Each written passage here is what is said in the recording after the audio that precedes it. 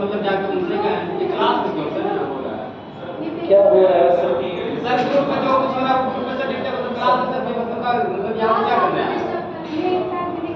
खुला चलिए। मतलब कोई क्या है? अच्छा सुन लीजिए थोड़ा सा ध्यान रखिए आप लोग।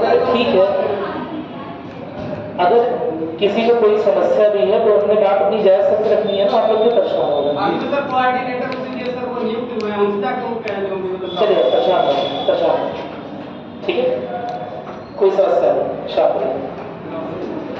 देखिए आप लोग की कोई भी अंतर की समस्या है तो जिस व्यक्ति की समस्या है उस व्यक्ति के पास जाइए, है ना। इस तरह से कोई मतलब नहीं निकलेगा ऐसा बातों का, अगर सोल्यूशन सच में निकालना है ना, अगर सोल्यूशन सच में निकालना है तो उससे कोई मतलब नहीं मिलेगा। चलिए ठीक है, किस बारे में वो बात कर रहे हैं? कोई भैया आना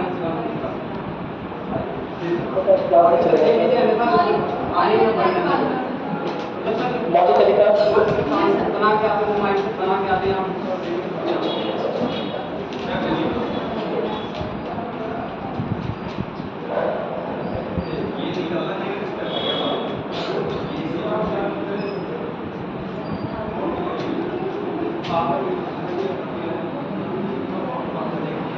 कितना भाग हो गया था? कितने पास तक करने के बाद कितनी होता है? सर 1 तक हो गया था। सर उपाधियों का अंत लास्ट होता है। आपके पास सीमित ऊर्जा है, सीमित समय है ना, सीमित संसाधन है, उसका सही दिशा में उपयोग करना बड़ा क्या है, आवश्यक है। मेरी बात सुनाई? तो कृपया करके अपने सीमित बुद्धि या सीमित जो भी संसाधन है आपका किसी एक ही जगह उपयोग करिए प्लीज, है ना। अगर लाइफ में आगे निकलना है तो ये मेरी सीख ले लीजिए लाइफ को, ठीक है। और बस एक बात याद रखिए, दुनिया में एक बहुत बड़ी चीज होती है थोड़ा सा संयम, और संयम बनाइए। अगर लाइफ में कभी भी आगे निकलना है आपको तो प्लीज संयम भी बनाइए, ठीक है। बिना उसके आप इस सबसे बड़े से वैज्ञानिक कब भी हो जाए ना, तो अगर आपके पास धैर्य संयम नहीं रहेगा तो आप उस पद पर ज़्यादा तक बने नहीं रहेंगे, ठीक है। थोड़ा संयम बनाइए आप लोग। चलिए हम लोग बात कर रहे थे मौलिक अधिकार, कुछ पार्ट हो गया था। हम बात करने वाले थे शायद आज स्वतंत्रता के अधिकारों की बात करने वाले थे, ठीक है। चलिए घटना देखो, पार्ट 2 दूसरी तरह के अधिकार है, स्वतंत्रता का अधिकार है, ठीक। तो ये लिखा लिखिएगा ना, शायद आर्टिकल 17 भारत का हमने हल कर लिया था, अस्पृश्यता का अधिकार हमने देख लिया था, और हमने साथ साथ ये भी देख लिया था कि किसी भी तरह का टाइटल, किसी भी तरह का उपाधि या किसी भी तरह की उपाधि नहीं लेनी। आप उपाधि ले सकते हैं आप, लेकिन उसका उपयोग किसी सरकारी कागज में अपने नाम के साथ नहीं करना, जैसा कि ब्रिटिश काल में होता रहा था।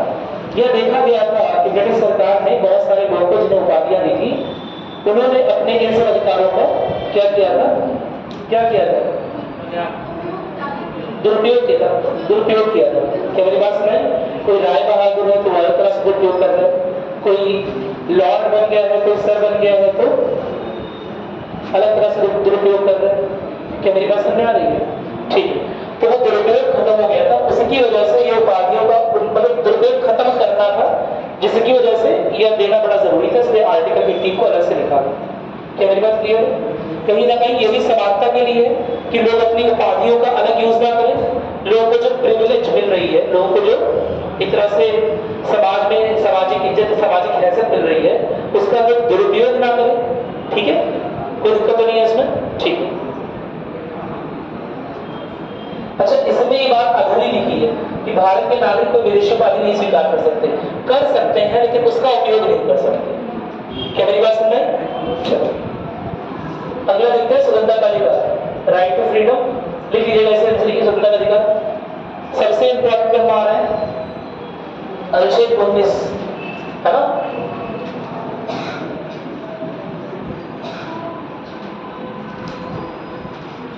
तो सबसे पहले क्या है, स्पीच और एक्सप्रेशन का अधिकार हमें दिया हुआ है आर्टिकल 19 के तहत। इसमें सारे तरह की मौलिक स्वतंत्रताएं बता दी गई है कि किस किस तरह के अधिकार है। तो पहला है भाषण और अभिव्यक्ति की स्वतंत्रता, ठीक है। आप लिखेंगे आर्टिकल 19(1)(a), ऐसे लिखिएगा आर्टिकल 19(1)(a) डालिएगा। यहाँ पर 1 2 3 4 पे लिखा है, आप ए लिखिएगा उसे जहाँ 1 लिखा हुआ, ठीक है।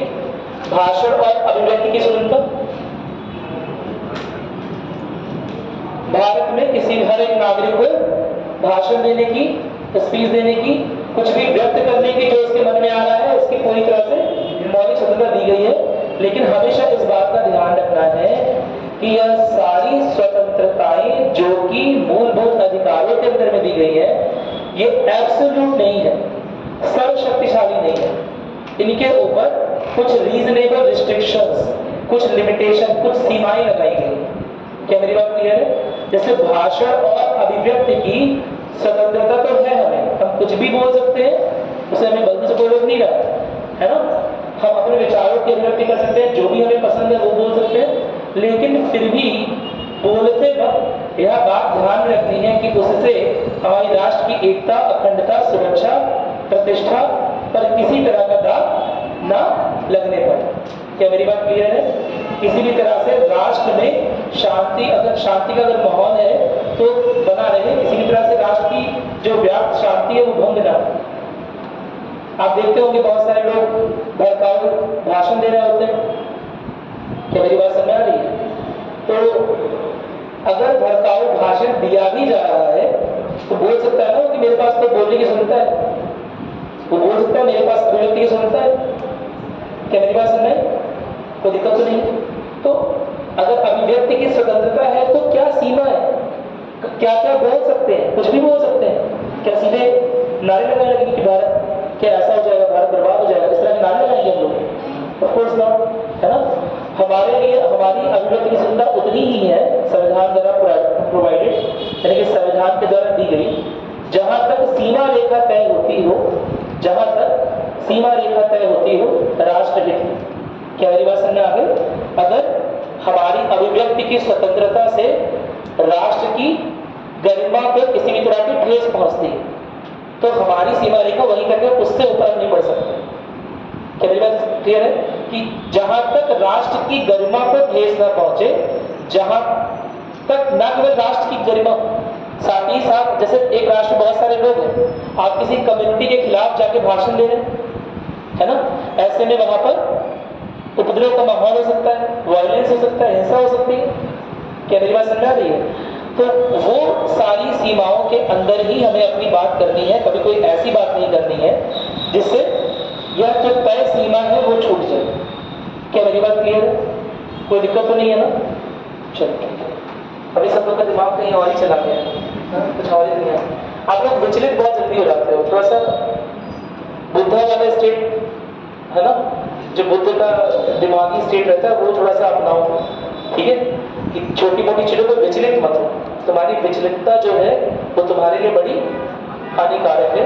मैं अपने पढ़ने का तरीका बता रहा हूँ, एक बार आपसे बता के आऊँ कि बेसिकली जब भी आप पढ़िए ना तो ये आपका स्टडी स्फीयर है, ठीक है। इसमें आपकी समझ लीजिए समय आता है, कितने कंसंट्रेशन से पढ़ते हैं, कहाँ क्या पढ़ रहे हैं, वो सब चीजें आती हैं। यह कभी विकृत नहीं होना चाहिए, है ना। इसमें कितना भी प्रेशर पड़े, सामाजिक दबाव पड़े, है ना, लेकिन इसे आपको बचा के रखना है। क्या मेरी बात समझ आ रही है? अगर यह विकृत हुआ तो आपकी स्टडी रुक जाएगी, और मतलब जैसे आप हल्का सा विचलित हो वैसे आपकी स्टडी रुक जाएगी। अगर स्टडी रुक जाएगी तो इसी के बीच में होता है, हमारे स्टडी स्क्वायर के बीच में क्या है? हमारा ब्रेन, ठीक है, हमारा सपना होने के चल रहा है उसी के बीच में। तो अगर यह विकृत होगा तो हम जो चाहते हैं वो भी नहीं बन पाएंगे। क्या मेरी बात समझ? तो बाकी सारे काम झाम जो भी हैं आपके, जो भी फैमिली की रिस्पॉन्सिबिलिटीज और जो भी अन्य चीजें हैं, उससे यह प्रभावित अगर हो रहा है तो आप लाइफ में सफल नहीं हो पाएंगे। मेरी बात सुने, सफलता के मूल मंत्र यही है कि इसे बचा कर रखें। दुनिया में बाकी जगह कुछ भी हो रहा हो, आपके सामाजिक परिवेश में कुछ भी घटित हो रहा हो, परिवार में कुछ भी घटित हो रहा हो, लेकिन इस पर किसी तरह की आंच नहीं आनी चाहिए। यानी आप जितने घंटे पढ़ते हैं, जिस तरह से पढ़ते हैं वैसे ही पढ़िए। क्या मेरी बात सुने? तभी आपके स्वप्न जो है वो जीवित रहेंगे। अदरवाइज स्वप्न जो है वो आपकी ही विचलितता के भेंट चढ़ जाए और कुछ सामाजिक परिवेश और जो भी दबाव होता है तरह तरह का उसके भेंट चढ़ जाए। क्या मेरी बात सुन रहे हैं आप? चलो ठीक है, तो पॉइंट पे वापस आ रहे हैं। हम क्या बोल रहे हैं? भाषण और अभिव्यक्ति की स्वतंत्रता बेहद बेहद जरूरी है। आपको पता है ना, कि हम अपनी सरकार की भी आलोचना कर सकें, किसी संवैधानिक प्रावधान की भी आलोचना कर सकें, यह अधिकार भी हमें कौन ही देता है? संविधान देता है। भाग 3 में आर्टिकल 19 में कि हम किसी संवैधानिक प्रावधान, कोई नया बिल आ रहा है, उसकी आलोचना कर सकते हैं। क्या मेरी बात सुने? आलोचना कर रहे हैं, मैं निगेटिव नहीं बोल रहा हूँ, आलोचना यानी क्रिटिकल समीक्षा कर रहे हैं। आपको कुछ नहीं पसंद आ रहा तो उसकी बात बता रहे हैं, ठीक है? तो यह चीज, यह अधिकार आप अपने लोकतंत्र की भी भर्त्सना कर सकते हैं। मेरी बात सुनाई? अगर कोई लोकतंत्र में कोई चीज पसंद नहीं आ रही है, आपको लग रहा है यह चीज, इस चीज में किसी तरह के सुधार की आवश्यकता है, उस स्थिति भी आप समीक्षा कर सकते हैं, उसका भी विश्लेषण कर सकते हैं, उसमें भी कुछ कमियां हैं तो वो भी उजागर कर सकते हैं। यह अधिकार भी कौन दे रहा है? आर्टिकल 19(1) का 1। मेरी बात है, संविधान का यह भाग दिया है। आपने मीडिया का नाम सुना? किसे बोलते हैं? हाँ, लेकिन बोलते किसे? तीसरा स्तंभ है, क्यों उसे तीसरा स्तंभ बोलते हैं? तीसरा स्तंभ है, चौथा स्तंभ? तीसरा। मीडिया को तीसरा स्तंभ बोलेंगे, चौथा स्तंभ बोलेंगे? चौथा। हाँ, चौथा स्तंभ। चलो कोई बात नहीं, तीसरा चाहे चौथा, हमें क्या ही करना है? हमें ये समझ लेना है कि किसी भी लोकतांत्रिक प्रणाली में मीडिया का बहुत इंपॉर्टेंट रोल होता है। मेरी बात सुन रहे हैं? ठीक है, बहुत इंपॉर्टेंट। जैसे कोई भी देश खड़ा है तो अगर ये टेबल मान लें, तो जैसे इस टेबल के कुछ पाए होते हैं ना, 4 पाए जैसे होंगे कुछ वैसे ही चीजें हैं। एक लेजिस्लेटिव, एक विधायिका है, एक कार्यपालिका है, एक न्यायपालिका है और एक मीडिया है। इसीलिए मीडिया भी समझ। क्या मेरी बात सुने? हालांकि 3 प्रकार के स्तंभ का उल्लेख तो बड़े क्लियरली हमारे संविधान में दिया हुआ है। चौथे प्रकार के लिए कुछ लिखा नहीं हुआ। मेरी बात सुने? यही लिखा हुआ चौथे प्रकार के लिए कि मीडिया सरकार के द्वारा किए गए कामों की भी समीक्षा कर सकती है, लोकतांत्रिक रूप से समीक्षा कर सकती है। आपको कोई प्रावधान पसंद नहीं आया, आप उन पर क्वेश्चन मार्क लगा सकते हैं, आपको कहीं डाउट हो रहा है कि कहीं कुछ करप्शन हो रहा है, तो आप प्रश्न पूछ सकते हैं अपनी सरकारों से। यह आजादी भी आपको कौन दे रहा है? मेरी बात सुनाई? संविधान दे रहा है, आर्टिकल 19(1) के तहत। क्या मेरी बात क्लियर हो गई? तो जो अभिव्यक्ति की आजादी है वो केवल अभिव्यक्ति की नहीं, मीडिया की भी आजादी है। मीडिया जो क्वेश्चन बार लगा रही होती है ना, आप देखते हो कि ऐसे कैसे बोल दिया, हम लोग बोल देते तो जेल हो जाएगा, लड़ाई कर लेंगे सब लोग। मीडिया वाले बोल रहे हैं उल्टा सीधा बहुत सारी चीजें, है ना? वो इसी स्वतंत्रता के अधीन है सब कुछ, है ना? कि उनके पास या उनके पास के सबके पास इस तरह की स्वतंत्रता है कि वो अभिव्यक्ति एक सीमा तक कर सकते हैं, जिस सीमा तक क्या ना हो, राष्ट्रहित कंप्रोमाइज ना हो जाए, राष्ट्रहित में किसी तरह की कमी ना हो। क्या मेरी बात ये? राष्ट्र की संप्रभुता, एकता, अखंडता और जो अन्य मूल्य हैं जो हमारे संविधान की प्रस्तावना में भी दिए हुए हैं, उनमें किसी तरह की कमी ना होती हो तो मीडिया प्रश्न पूछ सकता है। क्या मेरी बात समझ में आ गई? कोई दिक्कत तो नहीं है ना? तो मीडिया के पास जो अधिकार हैं, पूरे संविधान में कहीं भी मीडिया के बारे में कुछ नहीं लिखा है सीधे तौर पर, है ना? कहीं नहीं लिखा है मीडिया का अधिकार। केवल यही ऐसा आर्टिकल है जो मीडिया को शक्ति प्रदान कर रहा है, बोलने की शक्ति प्रदान कर रहा है, प्रश्न पूछने की शक्ति प्रदान कर रहा है। क्या मेरी बात समझ में आ गई? कोई दिक्कत तो नहीं है ना? जरा ब्रैकेट लिख लीजिएगा, वो लिखिए आर्टिकल 19(1) का 1, उसके आगे लिखिएगा मीडिया ब्रैकेट में, ठीक है? ये जो भी प्रश्न पूछ रही है मीडिया, है ना, जो भी जर्नलिस्ट कहीं भी जा रहे हैं, नेताओं से प्रश्न पूछ रहे हैं या अधिकारियों से प्रश्न पूछ रहे हैं, ठीक है, वो सारी शक्ति किसके पास? वो सारी शक्ति कौन दे रहा है? आर्टिकल 19(1) का दे रहा है ना? क्या मेरी बात समझ में आ गई? कोई दिक्कत तो नहीं है ना? और हर एक क्वेश्चन को राष्ट्र के खिलाफ नहीं माना जा सकता। आप यहाँ के चले गए कि भ्रष्टाचार यहाँ पर हुआ है, हमें लगता है ना, रसीद निकाल के दिखाइए, या डायरेक्टली तो नहीं जाएंगे। अब आरटीआई का सिस्टम है, आरटीआई डालेंगे, या आप अगर जानकारी लेना चाहें मेरी बात सुनो, सूचना के अधिकार के तहत तो वो आपको जानकारी मिलेगी। अगर आप अड़ जाएंगे तो आपको जानकारी देनी ही देनी पड़ेगी उन लोगों को। क्या मेरी बात क्लियर है? तो यह प्रश्न पूछने का अधिकार है, ठीक है। अभिव्यक्ति कई तरह की हो सकती है ना, एक तो जो हम अपना निष्कर्ष अभिव्यक्त कर रहे हैं और साथ ही साथ जो प्रश्न पूछ रहे हैं, ठीक है। जो डाउट हमारे मन में है सरकार को लेकर, प्रशासन को लेकर, वो भी पूछ सकते हैं। तो वो सारे अधिकार केवल आर्टिकल 91 के ए से आ रहे हैं। क्या मेरी बात सुन रहे हैं? नहीं बात सुन रहे? इतना इंपॉर्टेंट है ये कि मीडिया की शक्ति, जो क्वेश्चन, जो न्यूज पेपर कुछ भी छाप के कुछ भी क्वेश्चन पूछ रहे हैं ना गवर्नमेंट से, वो किससे पूछ रहे हैं? इस अधिकार के थ्रू। क्या मेरी बात सुनने आ गई? कोई दिक्कत तो नहीं है, लेकिन हमें याद रखना है, इसका मतलब कि हम कुछ भी बोल सकते हैं? क्या कुछ भी बोलने के लिए आजाद है? क्या कोई भी पेपर, न्यूज पेपर या कोई भी जर्नलिस्ट ये बोल देगा कि अब भारत का मतलब ऐसा हो जाना चाहिए, वैसा हो जाना चाहिए? Of course not. एक लिमिट है, उनके अधिकारों की सीमा रेखा है।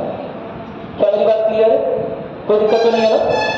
जहां पर राष्ट्रीय हित, जिनके बारे में पहले बता चुका हूं, जहां तक वो कंप्रोमाइज नहीं होंगे, हम मीडिया या स्वतंत्र अभिव्यक्ति से उन सारे अधिकारों का उपयोग कर सकते हैं। क्या मेरी बात क्लियर हुई? फिर बी पर आ रहा है। बी वाला पार्ट कौन सा है? असेंबली का ना, शांतिपूर्ण सभा की स्वतंत्रता। नोट करोगे? शांतिपूर्ण सभा की स्वतंत्रता शब्द इंपॉर्टेंट है, शांतिपूर्ण, ठीक है।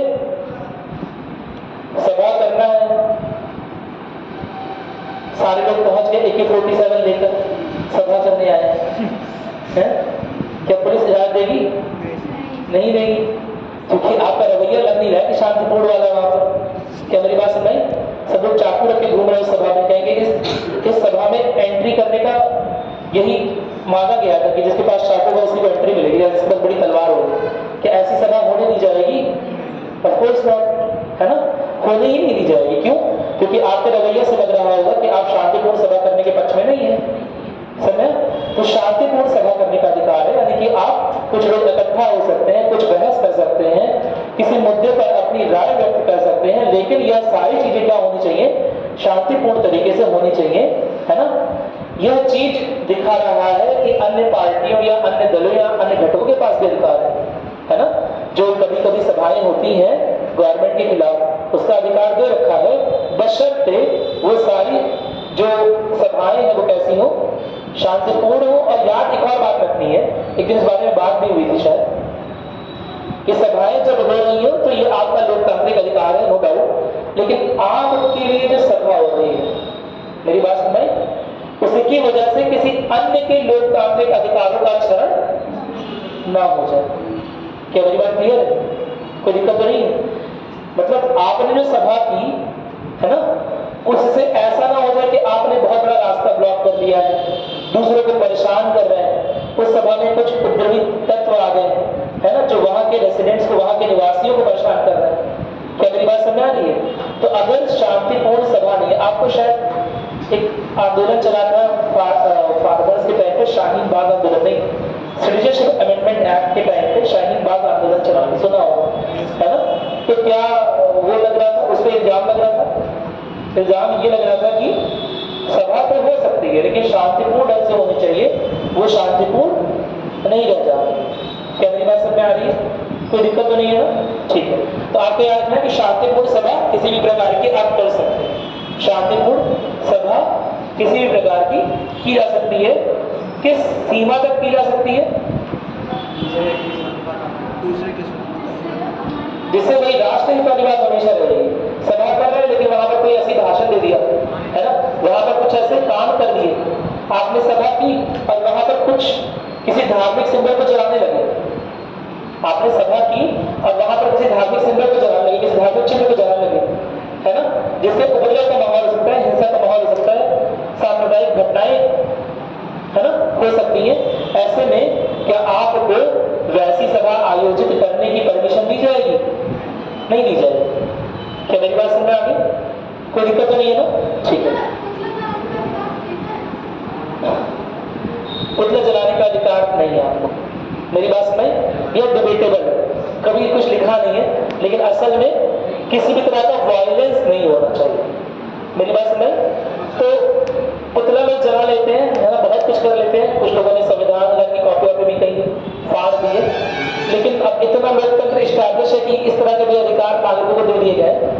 देता नहीं। अगर गवर्नमेंट अपने एक्शन पे आ जाए तो इस तरह के अधिकार आपको नहीं मिलेंगे। किसी भी तरह का वायलेंस नहीं होना चाहिए, किसी भी तरह की हिंसा नहीं होनी चाहिए। क्या मेरी बात समझ आ रही है?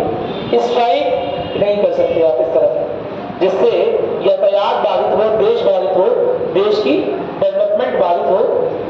क्या आप सभा कर रहे हैं, रेलवे स्टेशन बीच में कर रहे हैं, रेल को रोक के सभा कर रहे हैं, है ना, ट्रेन यातायात को बाधित कर रहे हैं आप। तो बाकियों के पास भी तो आवागमन के अधिकार है, और बाकियों के अधिकार क्योंकि उनकी संख्या ज्यादा है इसलिए उनकी वरीयता ज्यादा है।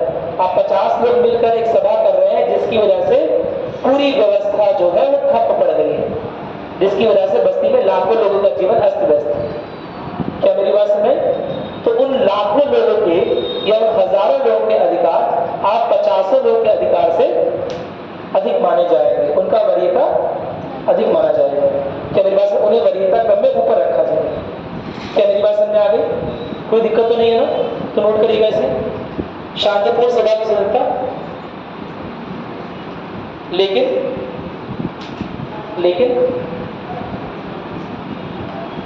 सभा में किसी भी तरह का उपद्रव या हिंसा या सांप्रदायिक तनाव ना हो।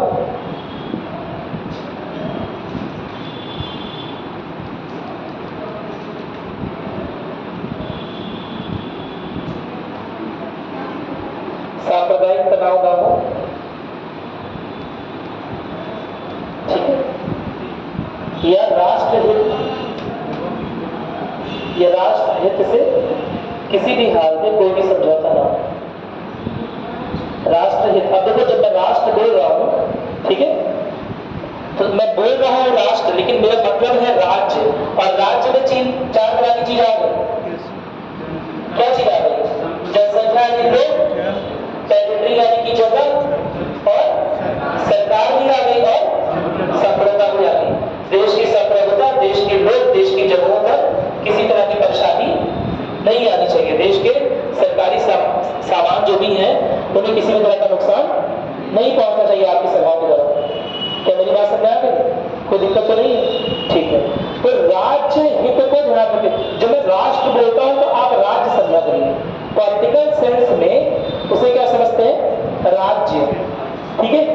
तो राज्य हित में कभी भी, समझ रहे हो ना, ये इन चारों चीजों का किसी भी तरह का नुकसान नहीं होना चाहिए।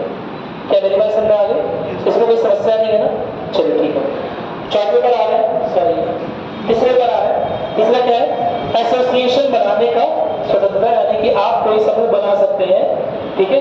आप कोई छोटा मोटा समूह बना लिया अपना, ठीक है, 10-5 लोग, 15-20 लोग इकट्ठा हो गए, ज्यादा लोग इकट्ठा हो गए, 100-200 लोग इकट्ठा हो गए, कोई समस्या नहीं है।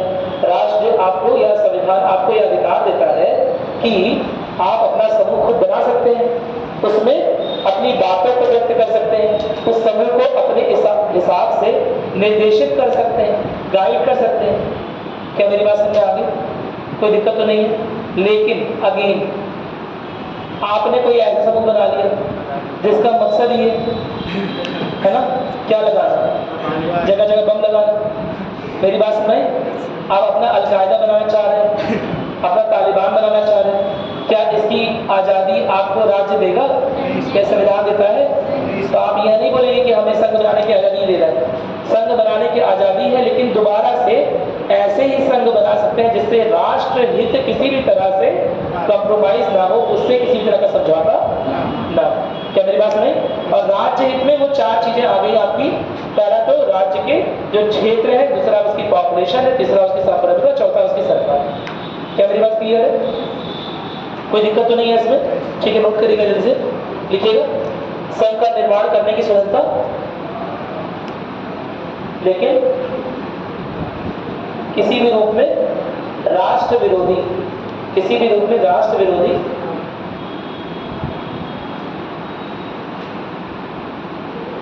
या नागरिक विरोधी गतिविधियां नहीं होनी चाहिए। किसी भी रूप में राष्ट्र विरोधी, ठीक है, या नागरिक विरोधी गतिविधियां नहीं होनी चाहिए। मैंने बहुत हल्के शब्द में लिखा दिया, आपको याद रखना है इससे, ठीक है। कोई दिक्कत तो नहीं है ना? ठीक है, चौथे पर आ रहे हैं। भारत में किसी भी भाग पर घूमने की स्वतंत्रता, मूवमेंट का, आवागमन का, यातायात का, आने जाने का अधिकार। कभी बात क्लियर है? तो राज्य या संविधान आपको इसका भी अधिकार देता है कि जहां आप चाहे वहां आ सकते हैं, वहां जा सकते हैं। मेरी बात सुने? जो भी भारत का क्षेत्र है जिसकी भी हमने बात की थी शुरुआत में आर्टिकल 1 में, वहां आपको सब जगह बिना किसी डिस्क्रिमिनेशन के, बिना किसी पक्षपात के आने जाने का अधिकार है। मेरी बात सुन रहे? तो चले जाइए राष्ट्रपति भवन रात के 12 बजे खटखटा दीजिए दरवाजा, है ना? या संसद में चले जाइए, ऐसे बैठ जाइए। संभव है क्या? नहीं संभव है। संसद में भी जाने के लिए आपको परमिशन लगेगी, ऐसे ही नहीं जाने दे रहेगा। क्या जहां न्यूक्लियर वेपन्स रखे जाते हैं या न्यूक्लियर वेपन्स जहां पर स्टोर है भारत के, समझ रहे ना? न्यूक्लियर वेपन्स सस्ते, हाँ, परमाणु हथियार, तो जहां पर वो स्टोर है क्या वहां जाने का अधिकार आपको मिल जाएगा जहां उसकी कंट्रोलिंग हो रही होगी? क्या इसरो के सबसे मेन जो हेड ऑफिस होगा वहां आपको कहीं भी, अरे वो तो बहुत बड़ी बात है ना? क्या डीएम ऑफिस में आप ऐसे जाके घूम सकते हैं? हमारा राज्य है, ये हमारी सीमा रेखा है ना? हमें हर जगह घूमने का अधिकार है, तो हम कहीं भी घूमें। बोलो। ऑफ कोर्स इसके साथ ही लिमिटेशन है कि अगेन राज्य के किसी भी काम में आपके इन अधिकारों की वजह से किसी भी तरह की बाधा नहीं होनी चाहिए। क्या मेरी बात समझ? आपके इन अधिकारों की वजह से राज्य के किसी भी काम में बाधा नहीं होनी चाहिए, क्योंकि राज्य नागरिक के हितों पर आपसे बेहतर या आपसे ज्यादा नागरिकों की चिंता कर रहे हैं। तो अगेन जो ज्यादा नागरिकों के अधिकार हैं उन्हें आपके अधिकारों के ऊपर वरीयता दी जाएगी। क्या मेरी बात समझ में आ गई? कोई दिक्कत तो नहीं है ना? चलिए ठीक है, अगला देखते हैं। इसे नोट कर दिया, भारत किसी भाग में घूमने की क्षमता, ठीक है? अगेन पॉइंट वही रहेगा कि राष्ट्र हित के तहत जो सुरक्षा रूप से, राष्ट्र सुरक्षा के लिए जो जरूरी जगह हैं, जो गोपनीय जगह है ना, जहां पर जाना सबको अलाउड नहीं है, सबको परमिशन नहीं है जहां जाने की, वहां आप भी नहीं जा सकते। बहुत सिंपल सी बात। क्या मेरी बात समझ में आई? क्योंकि कुछ गोपनीय जगह भी होंगी। आप क्या सीधे सीबीआई के हेडक्वार्टर चले जाएंगे? नहीं ना, सीधे research and analysis wing raw के हेडक्वार्टर में चले जाएंगे, वहां से गोपनीय सूचनाएं निकालने लगेंगे? Of course not. इसे परमिशन आपको घूमने की स्वतंत्रता है, मतलब आप कहीं भी जा सकते हैं, आपके साथ किसी भी तरह का डिस्क्रिमिनेशन नहीं होगा, पक्षपात नहीं होगा आपके आवागमन के अधिकार में। इसकी संविधान गारंटी ले रहा है। इसका मतलब यह नहीं है कि आप हर जगह जाने के लिए स्वतंत्र हैं। क्या मेरी बात समझ में आ गई? कोई दिक्कत तो नहीं है ना? सीमित स्वतंत्रताएं हैं, इसीलिए इस स्वतंत्रताओं के साथ सीमा रेखाएं जुड़ी है, ठीक है? पहले तो यह दिया है किन किन चीजों के लिए स्वतंत्र है, उसके नीचे यह लिखा हुआ है कि उसकी सीमा रेखा क्या है ना? चलो नोट करोगे। भारत में किसी भी भाग में घूमने की क्षमता, देखिए राष्ट्र सुरक्षा, इसी में लिखोगे भारत में किसी भी भाग में घूमने की स्वतंत्रता के साथ लिखोगे ब्रैकेट में आगे राष्ट्र सुरक्षा, नागरिक हितों और गोपनीय सूचनाओं को ध्यान में रखते हुए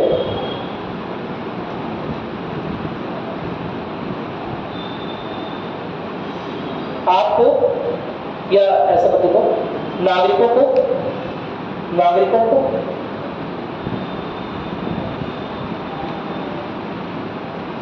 नागरिकों के ऊपर कुछ पाबंदियां भी हैं, ठीक है?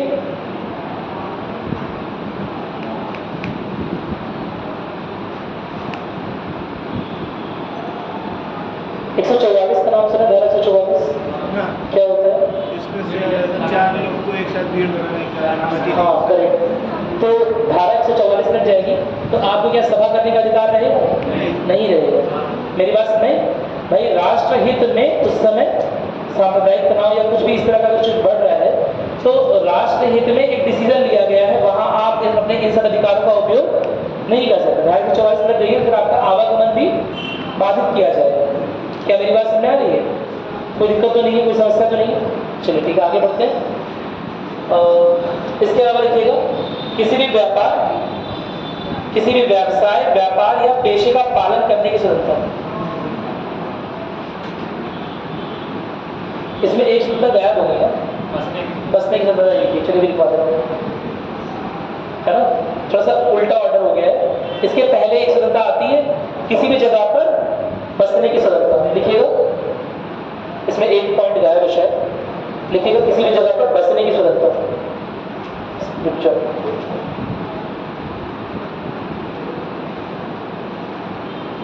किसी भी जगह पर बसने की स्वतंत्रता देखिएगा। संविधान, ये भारत का संविधान भारत के नागरिकों को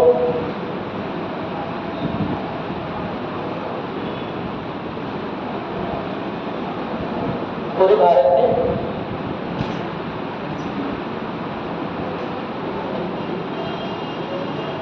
ये पूरे भारतीय राज्यों में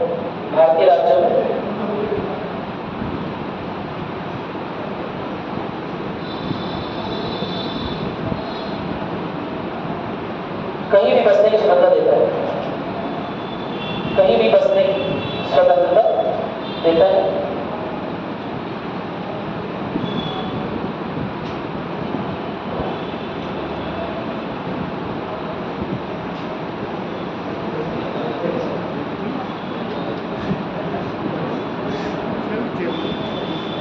समझ लेते हैं थोड़ा सा, कहीं भी बसने की समझ गया ना।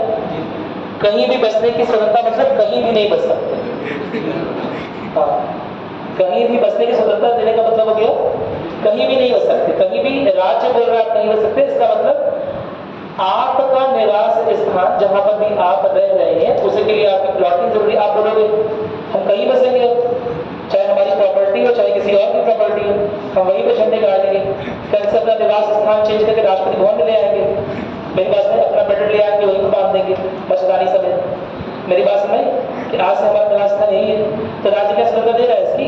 नहीं। इसका मतलब यह है कि आप किसी भी राज्य में जाकर प्रॉपर्टी को खरीद सकते हैं और वहां पर निवास स्थान बना सकते हैं। क्या मेरी बात क्लियर है? कोई दिक्कत तो नहीं है ना? चलिए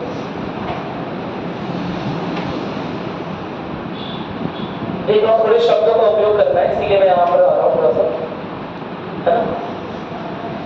वो उसमें बस कम दिया शब्द,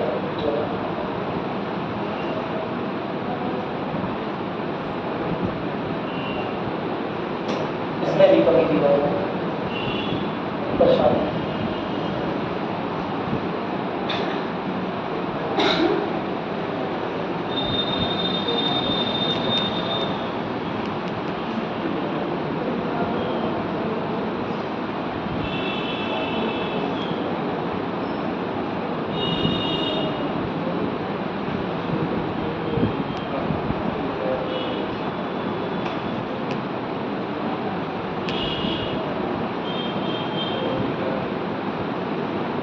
हर एक चीज नहीं चल जाने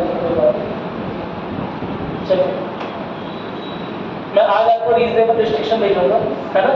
क्या सीमाएं हैं सब चीजों की, इसमें सीमाएं सही से उल्लिखित नहीं, ठीक है।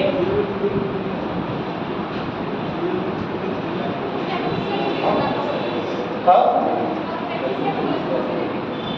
अरे याद नहीं दिलाया आप लोगों ने, आप लोग की गलती है।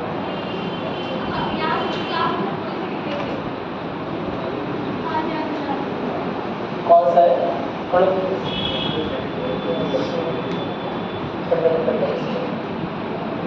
ठीक। तो भारत के किसी भाग में घूमने की क्षमता है, मैंने आपको बता दिया, ये सब चीज बता दी। इसके अलावा क्या होता है? किसी भी जगह पर रहने की क्षमता है, लेकिन निवास स्थान जहां पर भी आप किसी भी राज्य में ले रहे हैं वो आपको खरीदना पड़ेगा। बहुत सिंपल सी बात है, इसमें कोई समझाने की बात नहीं है ना। आप बसने की स्वतंत्रता है, यानी कि बस कहीं भी सकते हैं, आपके साथ, है ना, किसी भी तरह का भेदभाव ना किया जाए जाति भाषा धर्म लिंग क्षेत्र के आधार पर, इसकी गारंटी देगा संविधान। क्या मेरी बात क्लियर है? कि आप लेट अस सपोज आप हिंदी स्पीकिंग, है ना, हिंदी बोलते हैं, हिंदी भाषी हैं, और जाकर अगर आप तमिलनाडु में बसना चाहें तो बड़े आराम से बस सकते हैं, है ना। तमिलनाडु का जो राज्य है वो आपसे आपकी यह स्वतंत्रता किसी भी आधार पर छीन नहीं सकता। क्या मेरी बात समझ आ गई? लेकिन इसके साथ भी लिमिटेशन वैसी ही है कि आप कहीं भी नहीं बस सकते। जो प्लॉट आपका है, जहां आपका निवास स्थान बन सकता है, वहां बसेंगे आप। क्या मेरी बात क्लियर है? तो बहुत डीप में जाने की जरूरत नहीं है। अगला लिखिएगा, किसी भी व्यवसाय, व्यापार या पेशे का पालन करने की सुरक्षा। जल्दी लिखिएगा, लिखिएगा, किसी भी व्यवसाय, व्यापार या पेशे का पालन करने की सुरक्षा। किसी भी व्यवसाय, व्यापार या पेशे का पालन करने की सुरक्षा। ठीक है, समझ गए? समझा चुका हूं शायद, एक बार हो चुका है कि हमें कोई भी पेशा अपनाने की सुरक्षा है ना? तो क्यों नहीं आज आईएएस बन जाओ तुम लोग? हाँ, क्यों नहीं आज जज बन के घूमो? क्यों नहीं आज आईपीएस बन जाओ, बंदूक लगा के घूमो? क्यों नहीं घूम रहे हो? स्वतंत्रता है ना? हाँ, योग्यता के आधार पर, साथ ही साथ कुछ सीमा रेखा है। भाई सीमा रेखा योग्यता वाली कि आप जिन एग्जाम को क्लियर करेंगे, है ना, उन्हीं के आधार पर, या जिनके योग्य रहेंगे उन्हीं के आधार पर आप उस पद पर जा सकते हैं। उस पद की जिम्मेदारी को निर्वहन करने की योग्यता आपके अंदर होनी चाहिए, इसीलिए इस तरह के एग्जाम किए जाते हैं। क्या मेरी बात नहीं? पेशे की स्वतंत्रता है, लेकिन इसका मतलब यह नहीं आप कुछ भी बन जाएंगे। जो आपकी योग्यता होगी उसके अनुसार ही आपका जॉब होना चाहिए। क्या मेरी बात समझ में? आप योग्यता से अधिक भी जॉब कर सकते हैं, ऐसा नहीं है कि योग्यता से ऊपर के लोग जॉब नहीं करते। योग्यता से कम की भी जॉब कर सकते हैं, ऐसा नहीं, ऐसा भी लोग नहीं करते हैं। मेरी बात समझ? लेकिन इसका मतलब यह है, बहुत सिंपल सी बात, कि जो मिनिमम क्वालिफिकेशन रखा गया है, न्यूनतम क्वालिफिकेशन रखा गया है किसी भी पद के लिए, किसी भी पेशे के लिए, वो आपको पार करना पड़ेगा, तभी आप ऐसा कर सकते हैं। क्या मेरी बात क्लियर है? कोई दिक्कत तो नहीं है इसमें? चलिए इसे नोट कर लीजिए, लिखिएगा, न्यूनतम योग्यता के आधार पर,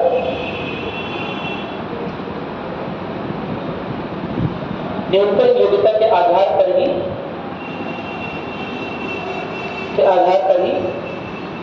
किसी भी तरह का व्यवसाय या पेशा अपनाया जा सकता है।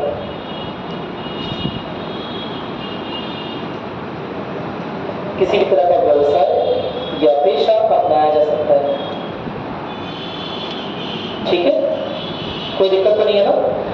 हमें याद ये रखना है, यही चीज जो लास्ट में लिखाई, कि हालांकि ये सुरक्षाएं बहुत रूप से विस्तृत है, लेकिन राज्य के हित, जैसे राष्ट्रहित बोलते हैं, सार्वजनिक व्यवस्था, शिष्टाचार, नैतिकता और अन्य दूसरों की स्वतंत्रता के संरक्षण के आधार पर आपकी इन सुरक्षाओं पर भी किसी तरह की सीमा रेखा राज्य लगा सकता है।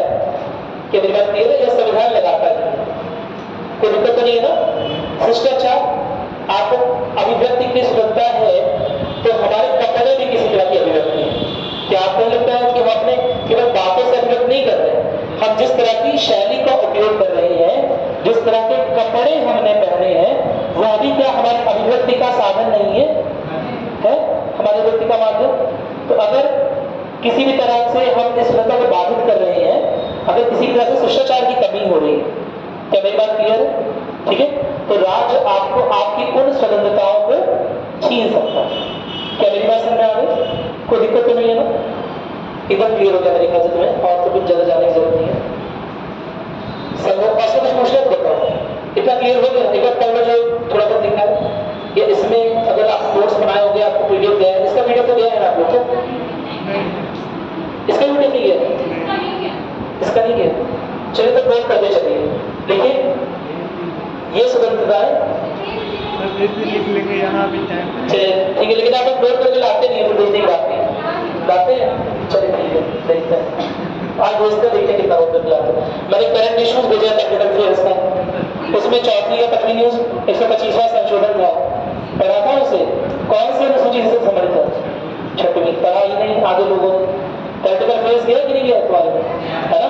तो हर 10 दिन का पॉलिटिकल अफेयर्स से भेजता रहेगा, जो करंट की न्यूज, जो पॉलिटी से रिलेटेड है। क्या मेरी बात सुने? वो भी करते रहिएगा।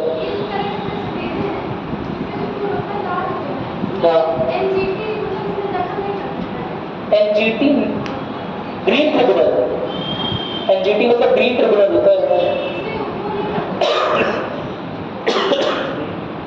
एनजीटी का ऐसा मामला कहां से आता है? अच्छा, खनन की बात कर रही है, तो वो 125वां संशोधन की बात कर रहा था मैं। स्वायत्तता बढ़ाने की बात हो रही थी, उसमें खनन की मांग कर रहे हैं वो लोग।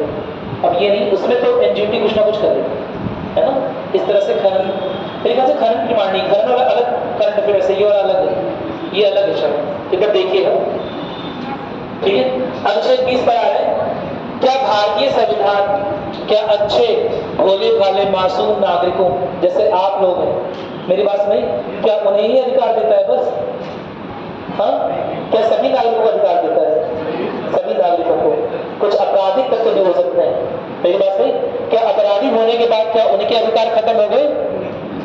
या किसी आरोप में होने के बाद क्या उनके अधिकार खत्म हो जाएंगे, सीमित हो जाएंगे? नहीं, उनके पास भी कुछ अधिकार नहीं। क्या मेरी बात सुनाई? तो हर अपराधियों के पास भी, सोचो, अपराधियों के पास भी अपने अधिकार हैं कि उनके भी कुछ एक मिनिमम रिक्वायरमेंट है, मूलभूत आवश्यकताएं या मूलभूत अधिकार है, उसका भी हर राज्य ऐसे ही नहीं कर सकता। क्या मेरी बात सुने? चाहे वो कितने भी बड़े अपराधी क्यों ना हो।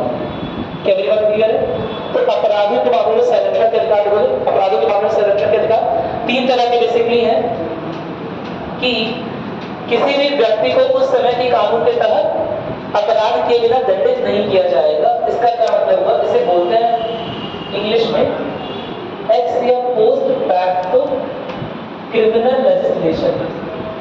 क्या मतलब होता है इसका?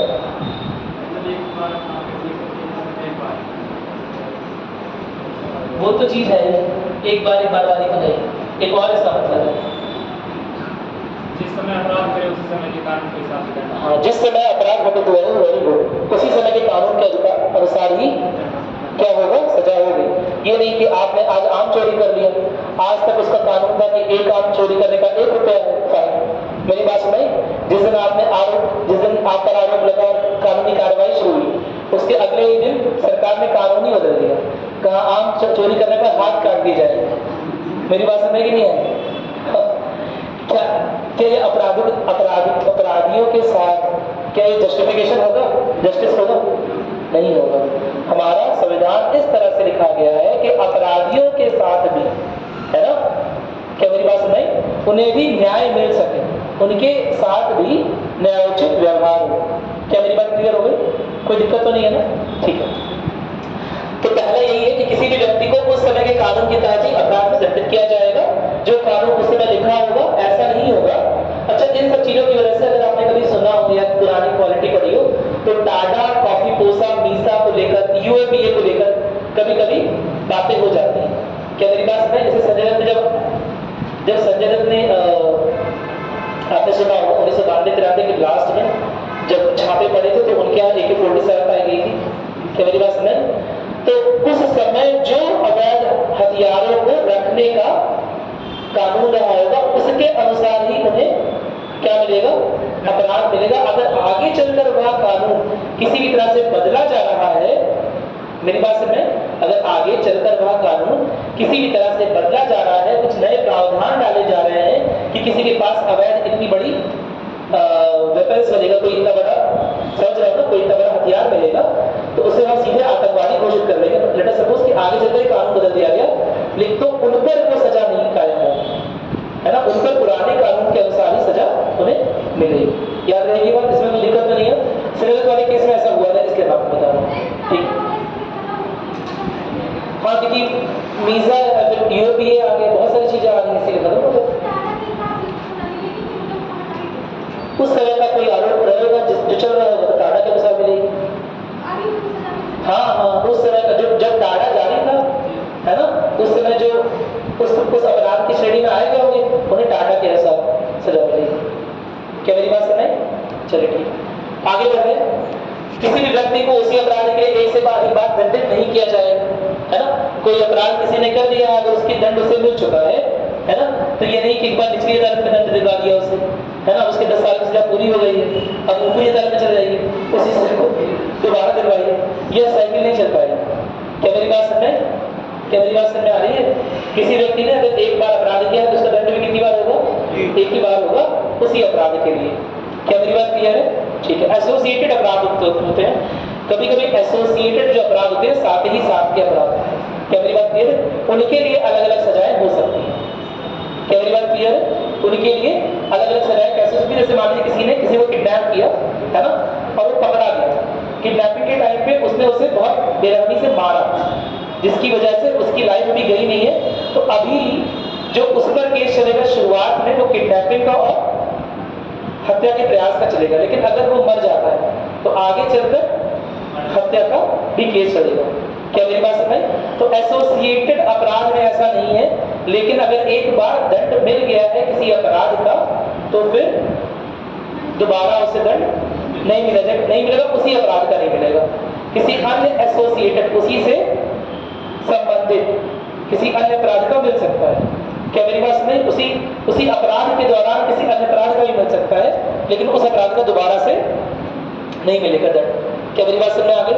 अगला देख लीजिएगा, किसी भी व्यक्ति को स्वयं के खिलाफ गवाही देने के मजबूर नहीं किया जाएगा। देखा होगा पुलिस वालों बदमाश है ना, 3rd डिग्री टॉर्चर करते हैं, क्या कहते हैं, रिकॉर्डिंग बनाते हैं, कहते हैं खुद कर लो। मेरी बात समझ? तो उन सब चीजों से भी हमारा जो ये अधिकार है हमारी रक्षा करता है। कैसे रक्षा करता है? कि आपको किसी भी हाल में राज्य, अच्छा जिस समय अपराध हुआ उस समय वहां पर एक गवाह तो हमेशा रहेगा, भले कोई गवाह होना चाहे कौन, लेट अस सपोज आपसे कोई अपराध हो गया, एज्यूम कर लेते हैं, है ना, तो एक गवाह तो हमेशा वहां रहेगा, कौन? आप खुद, है ना, दूसरे को मारना ही खत्म ही हो गया सीधे, ठीक है। जो अपराधी है वह भी तो वहां पर उपस्थित है। क्या मेरी बात समझ? तो जो अपराधी है उसका स्टेटस गवाह के रूप में नहीं किया जा सकता। क्या मेरी बात है? उसे मजबूर नहीं किया जाएगा किसी भी हालत में, राज्य किसी भी हालत में उसे मजबूर नहीं करेगा कि वो खुद के खिलाफ गवाही दे। क्या मेरी बात क्लियर? कोई दिक्कत तो नहीं है ना? क्या मेरी बात समझ? ठीक है। तो ये अपराधियों के भी अधिकारों का संरक्षण कर रहा है कि राज्य मजबूर नहीं कर सकता है, एक से अधिक बार उसी अपराध के लिए दंडित नहीं कर सकता है, और जिस समय का कानून है उसी समय के अनुसार दंड का प्रावधान है। ठीक है। अब सबसे इंपॉर्टेंट अधिकार पर आ रहा है जीवन और व्यक्तिगत स्वतंत्रता का अधिकार। नोट कर लीजिएगा आर्टिकल 21 अनुच्छेद 21। ठीक है। जीवन यापन या जीवन जीने का अधिकार, जीवन और व्यक्तिगत स्वतंत्रता, पर्सनल लिबर्टी। क्या होता है व्यक्तिगत स्वतंत्रता? इतिहास स्वतंत्रता मिल गई तुम लोग को, और कैसे होना चाहिए? व्यक्तिगत क्या है? हाँ, निजी जीवन को निभाने से। Very good. जो निजी जीवन में हम काम कर रहे हैं, है ना, उसकी हमारे पास स्वतंत्रता रहेगी। क्या मेरी बात समझ में आ रही है?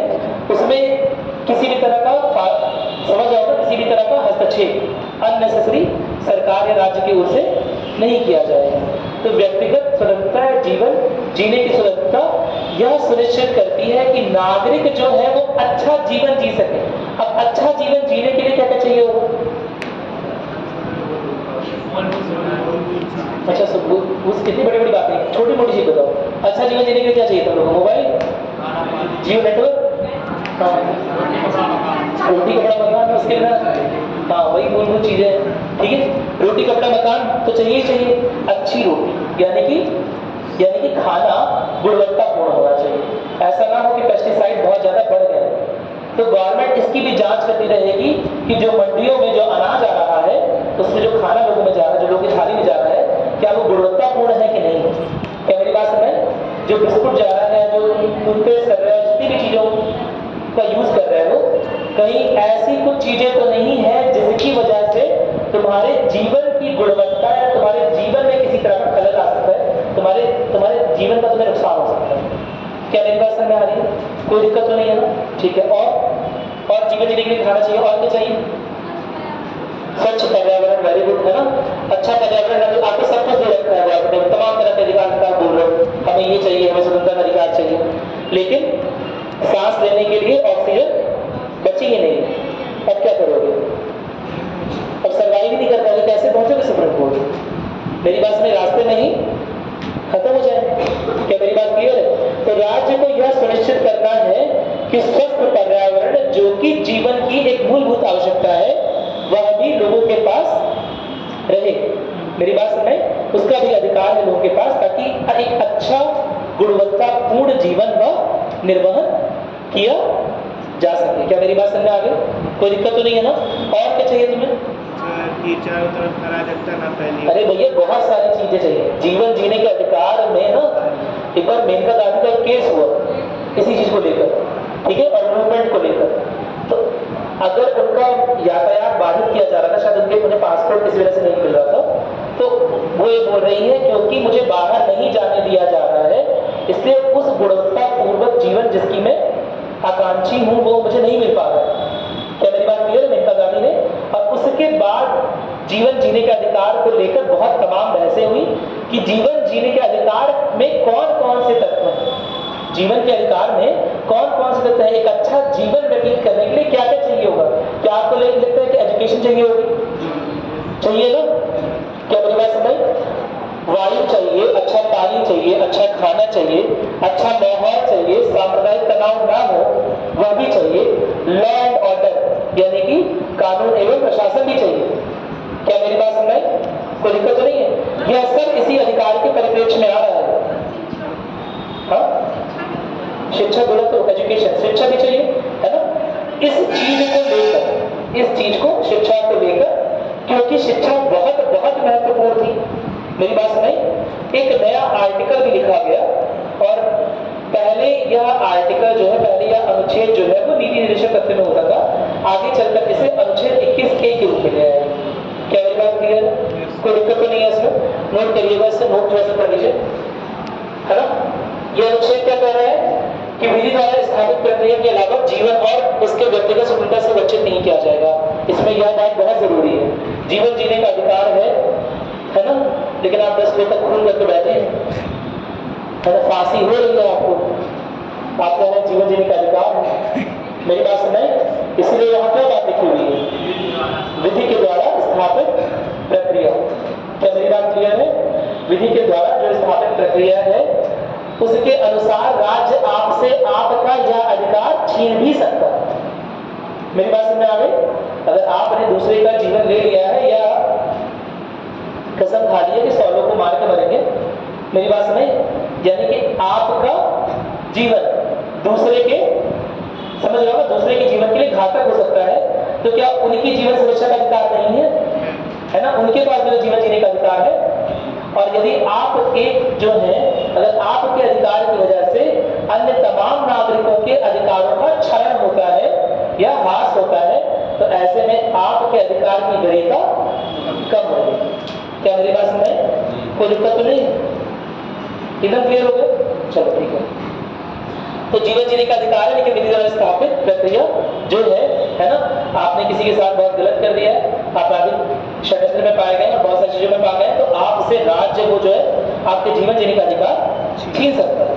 विधि द्वारा स्थापित जो प्रक्रिया है, यानी कि जो लॉ एंड ऑर्डर है, जो लॉ कहेगा उसके अकॉर्डिंग आपको ऐसी भी सजा हो सकती है जिससे आपका भी जीवन का अधिकार चला जाए। क्या मेरी बात क्लियर है?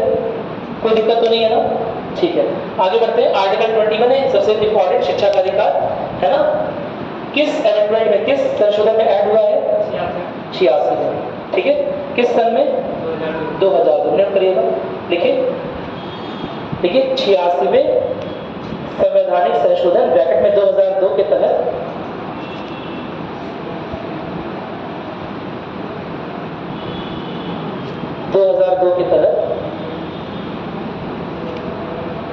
शिक्षा के अधिकार को एक मूलभूत अधिकार घोषित कर दिया गया, एक मूलभूत अधिकार घोषित कर दिया गया।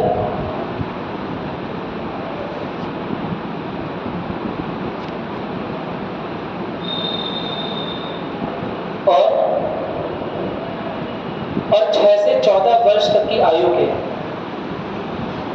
और 6 से 14 वर्ष तक की आयु के बच्चों को, के सभी बच्चों को, यानी यहां भी किसी तरह का पक्षपात नहीं होना, कि सभी बच्चों को निःशुल्क और अनिवार्य शिक्षा का अधिकार दिया गया। निःशुल्क शिक्षा और अनिवार्य शिक्षा का अधिकार। क्या कुछ याद आ रहा है? क्या प्राइमरी स्कूल याद आ रहे हैं? मेरी बात सुन नहीं? क्या वो इस अधिकार की पूर्ति नहीं करते हैं?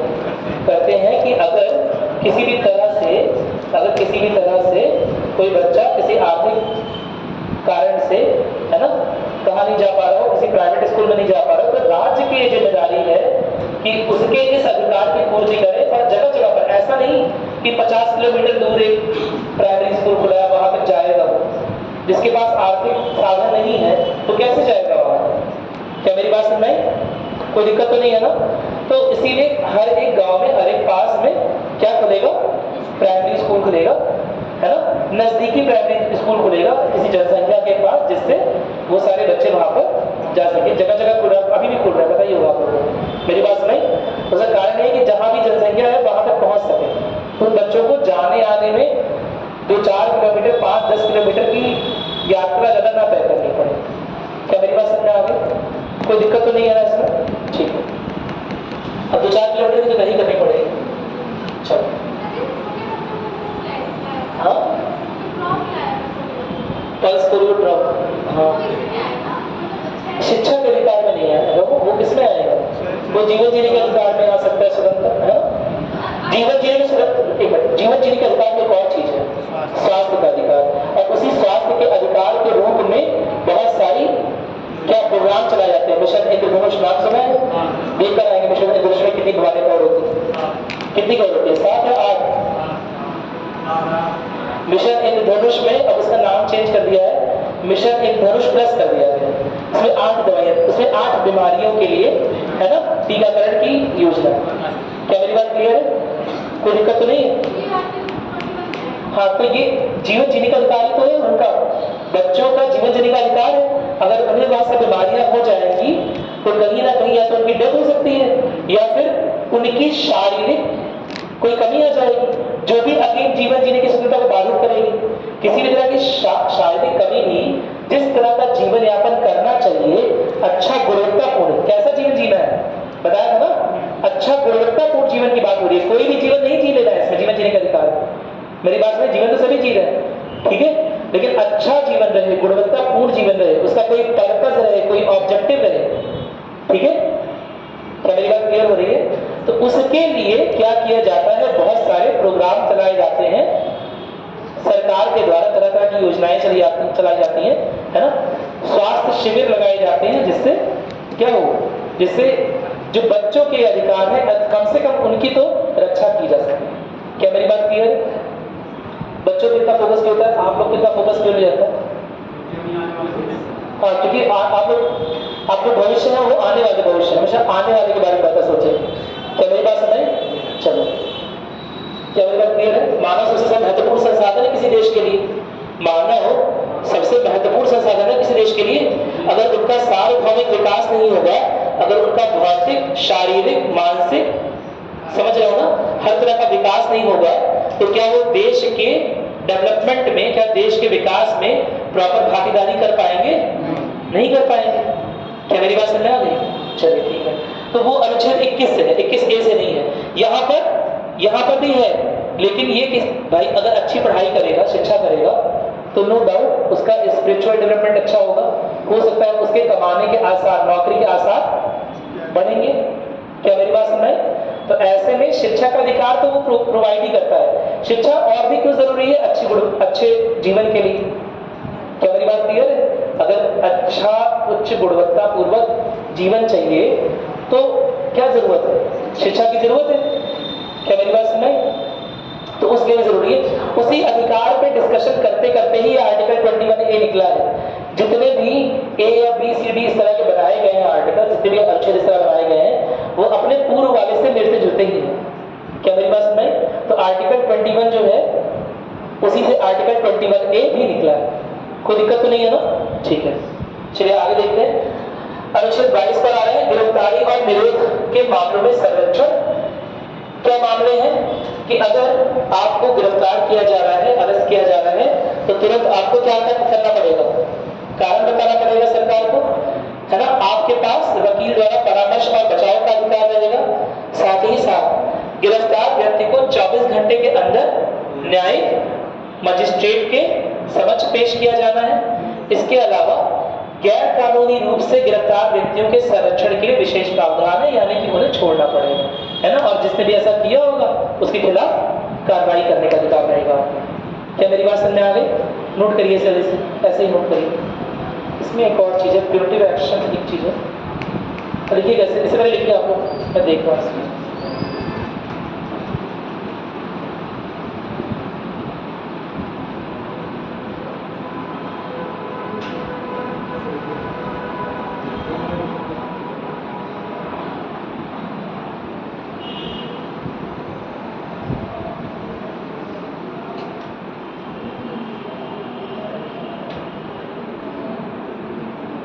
इसे लिखिए,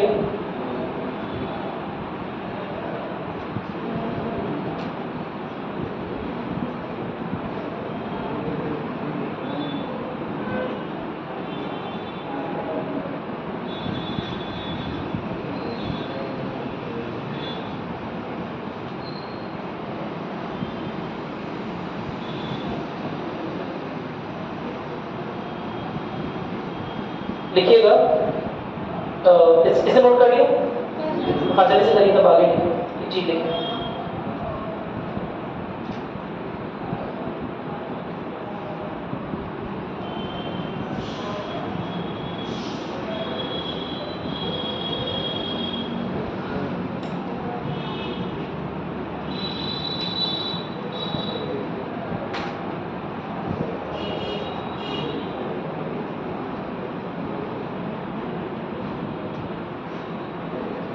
देखिए, अनुच्छेद 22 में ना दो चीजें, एक तो गिरफ्तारी, ठीक है, और दूसरा है निरोध। निरोध को बोलते हैं निवारक निरोध, ठीक है। इसका क्या मतलब होता है कि लेट अस सपोज अभी आपने कोई वारदात या कोई अपराध किया नहीं है, लेकिन फिर भी राज्य को या पुलिस को इस बात का शक है कि आप किसी तरह की वारदात को अंजाम दे सकते हैं। क्या मेरी बात समझ आई? तो दूसरे की जान की रक्षा करने के लिए ऐसा कर किया जा सकता है कि आपको क्या कर लिया जाए, बिना किसी अपराध किए हुए, है ना। आपने यहाँ आके ऐसे गोली रख दी है, मेरी बात समझ आई? यहाँ क्लास में ऐसे गोली रख दी यहाँ पर, अब अभी आपने दबाया नहीं है, आप बोलेंगे अभी तो मैं दबाया नहीं, कैसे मैं अरेस्ट हो जाऊंगा, अभी तो मैंने इनका कुछ बिगाड़ा नहीं, मेरी बात समझ।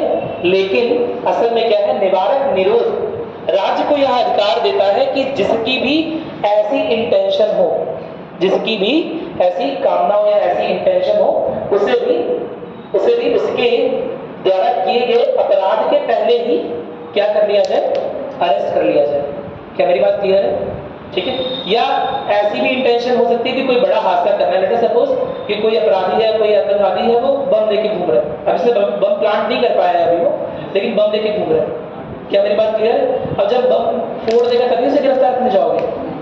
हाँ, अगर उसका बम डिटेक्ट हो गया है, कहीं पकड़ा गया है, तो अधिकार होने का उसे मौका दोगे? हाँ सॉरी, अपराध करने का उसे मौका दोगे? नहीं, ऑफकोर्स नो। मेरी बात सुनाई, पहले ही उसे पकड़ना है, ठीक है। तो अभी तो उसने अपराध किया नहीं, तो पकड़ा क्यों? वो बोलेगा अभी तो हमने कुछ किया नहीं, तो ऐसे बम, है ना, ऐसे मजाक में ले आए हैं, ठीक है, मजाक में बम रख के घूम रहे हैं, मजाक में बम रख के रोडवेज में भाग रहे हैं। मेरी बात सुनाई कि नहीं है? अभी तो हमारे पास होता भी नहीं, आपने हमें वो कैसे कर लिया?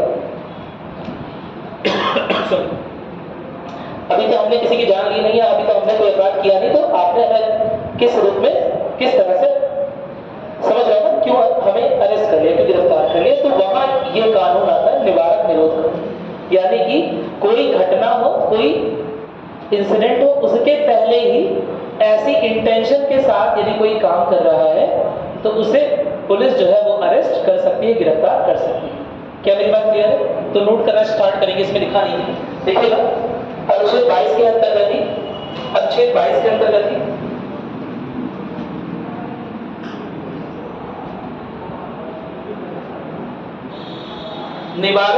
निवारक निरोध के मामले आते हैं। निवारक निरोध के मामले आते हैं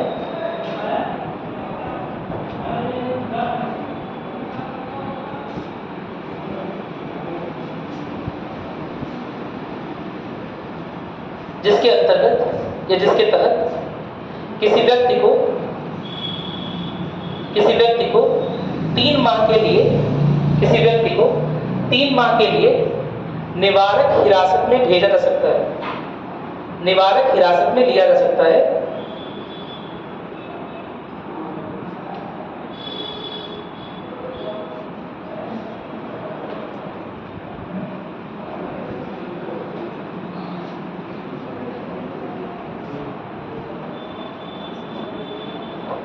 आगे लिखिएगा, इसमें बंदी को अपने हिरासत के कारणों को जानने का अधिकार रहेगा।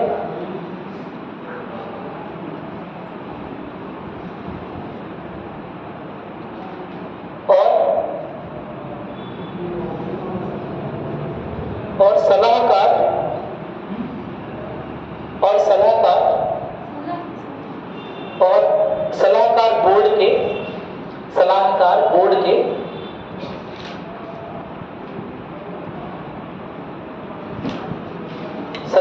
बोर्ड की स्वीकृति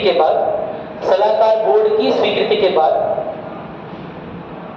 ब्रैकेट में लिखिएगा, सलाहकार बोर्ड की स्वीकृति के बाद ब्रैकेट लिखिएगा, जिसकी अध्यक्षता हाई कोर्ट के न्यायाधीश कर रहे होंगे, ब्रैकेट बंद।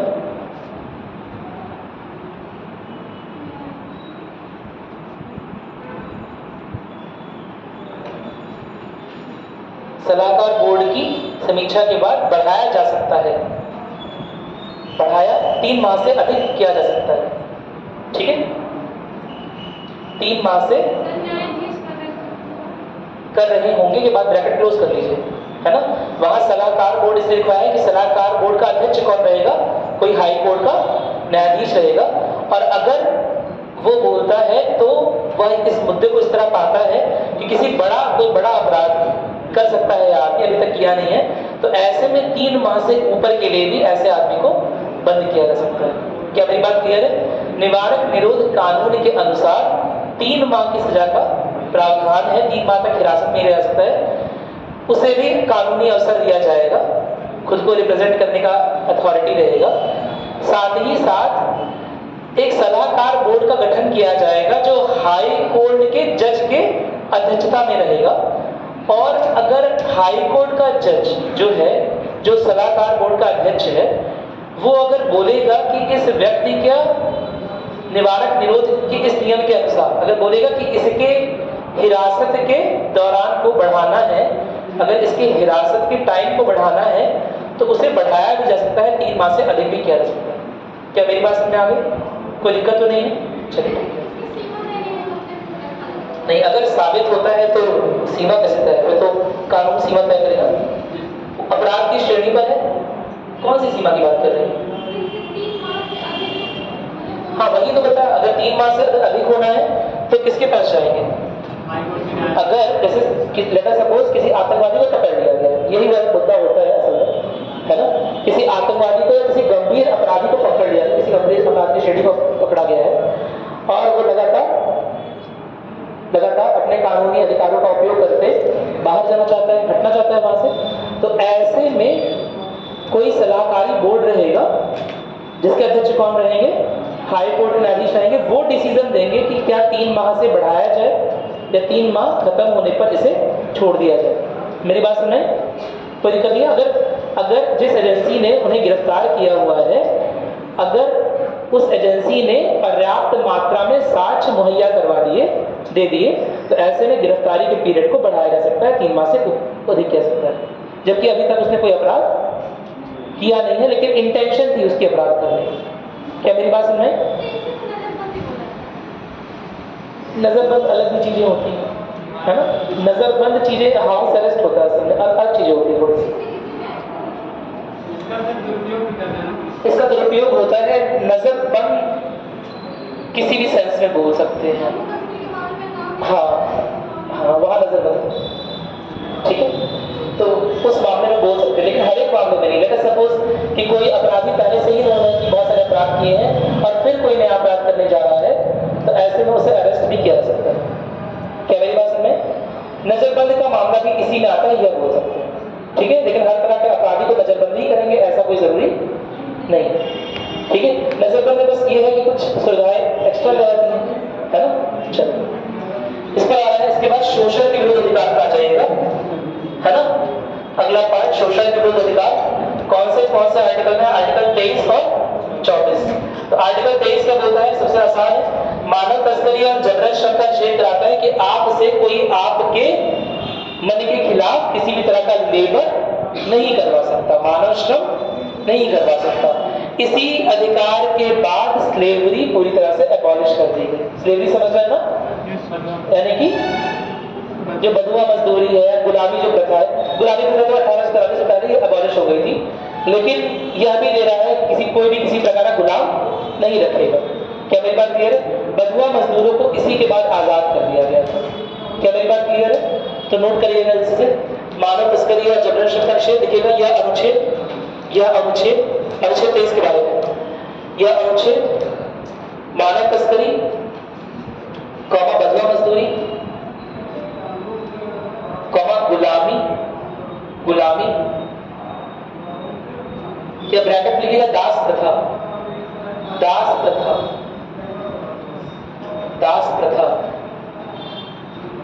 और अन्य अनैतिक मजदूरी पर प्रतिबंध लगाता है। अन्य अनैतिक मजदूरी पर प्रतिबंध लगाता है। आपने प्रेमचंद की बहुत मशहूर स्टोरी है, सुना? वो 2 बीघा जमीन शायद सुना? सुना मतलब पढ़ाई हुई, ठीक है, पढ़ाई तो बहुत अच्छी बात है। उसमें कुछ बंधुआ मजदूर जैसी स्थिति दिखाई गई। क्या मेरी बात क्लियर है? कि एग्रीकल्चर करने के लिए या किसी भी अन्य काम को करने के लिए किसी ने लोन लिया हुआ है ना? विलेज में अक्सर क्या होते हैं, बहुत सारे मुंशी होते हैं, है ना, जो इस तरह का लोन देते हैं लोगों को, किसी तरह का क्रेडिट दे रहे होते हैं, पैसा दे रहे होते हैं, और उसकी एवज में सालों साल पीढ़ी दर पीढ़ी काम कराते हैं। एक बार आप उनके चंगुल में फंस गए तो पीढ़ी दर पीढ़ी काम कराते हैं। तो ये चीज बड़ी कॉमन थी भारत में, ठीक है। तो उसके खिलाफ ये है कि किसी भी तरह की बधुआ मजदूरी या किसी भी तरह की गुलाम प्रथा नहीं चलेगी या दास प्रथा नहीं चलेगी। एक बार दास खरीदिए तो सालों साल काम करा रहे। हालांकि वो प्रथा अंग्रेजों ने भी अपने समय में करवा दी थी, लेकिन फिर भी बहुत सारे जमींदारों ने दास रखे हुए थे। क्या मेरी बात समझ आ रही है? चलो आगे बढ़ रहे हैं। अगला क्या लिखेंगे? हाँ, इसमें एक और चीज लिखी है, जबरन श्रम का निषेध।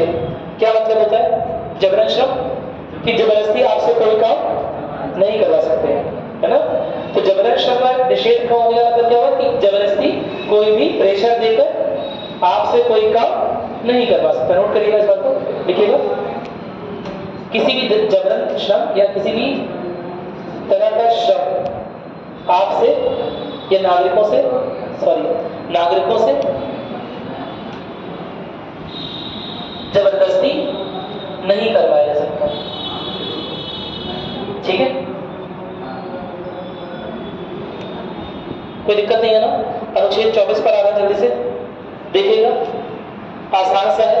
14 वर्ष से कम आयु के बच्चे अलाउड रहेंगे काम करना? नहीं। क्यों?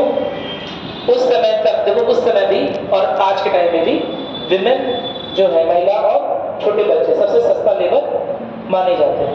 क्या मेरी बात समझ? यह चीज बोली आती है कि सबसे सस्ते में लेबर वाला काम, मैनुअल लेबर वाला काम, है ना, ये लोग प्रोवाइड कर सकते हैं। तो इस हिसाब से बहुत सारी फैक्ट्रियों में, बहुत सारे गोडाउन में, वेयर हाउसेस में छोटे छोटे बच्चों को श्रमिक के तौर पर रख लिया जाता है। क्या मेरी बात समझे? तो अब गवर्नमेंट ने आर्टिकल 24 के तहत क्या बोला, जो संविधान बन रहा था, कि 14 वर्ष से कम आयु के बच्चों को क्या नहीं होना है, किसी भी फैक्ट्री में मजदूरी नहीं करनी है। पहली बात। दूसरी बात, ऐसी जगह भी मजदूरी नहीं करनी है जहां किसी भी तरह से उनकी जान माल का खतरा हो सकता है। क्या मेरी बात क्लियर है?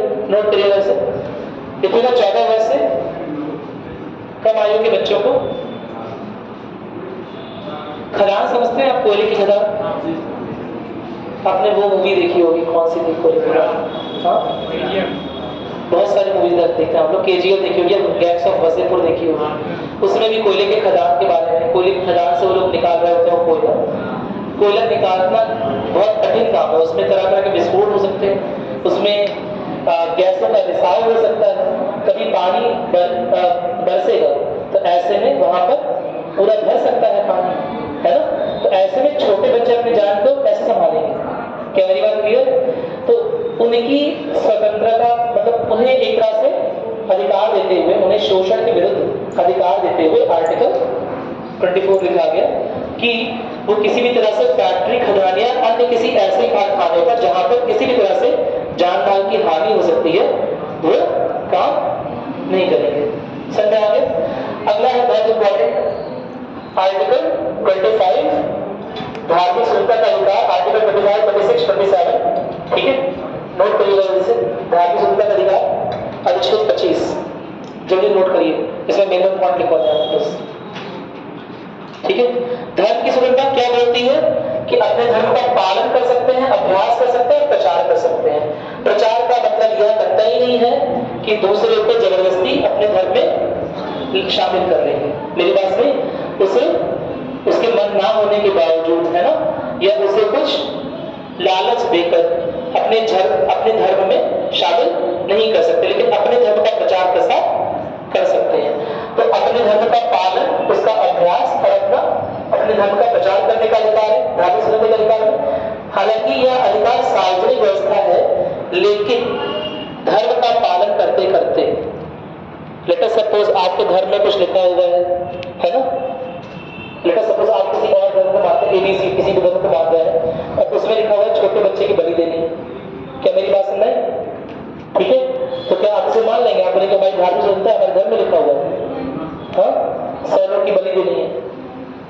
ऑफ कोर्स नॉट, नहीं मानेंगे ना, क्योंकि आपकी धार्मिक स्वतंत्रता से नैतिकता का पतन ना होता हो, दूसरे के अधिकार कम ना होते हो, ना ही दूसरों का स्वास्थ्य जाता हो। क्या मेरी बात क्लियर है?